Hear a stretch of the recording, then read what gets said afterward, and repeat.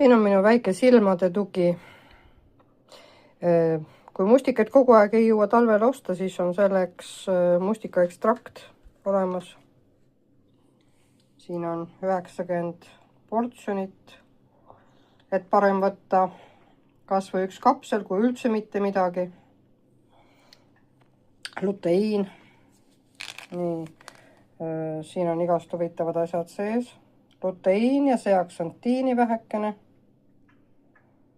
Ja üks kapsel päevas.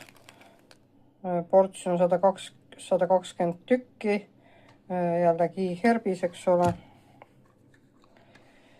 Astaksantiin on ka hea asi, aga teda mul ei ole.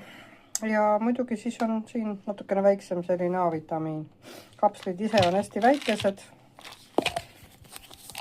Kapslid on hästi väikesed. Et nad on kõik sellised väikesed kapslikesed. Nii luteiin. No, mustikaekstrakt on tavalises kapslis. Vaatame, kuidas ma saan näidata praegu.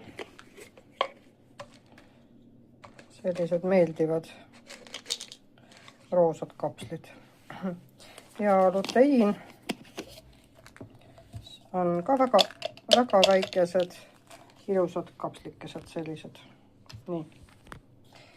Nii et siis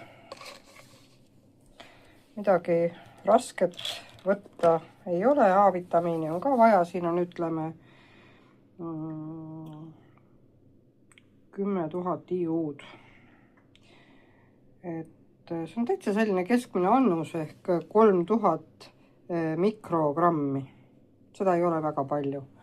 Et praktiliselt võib võtta kas iga päev või üle päeva või kas või paar korda nädalas, kes väga palju neid asju võtta ei taha. Soovitan. Silmad vajavad tuge arvutiajastul.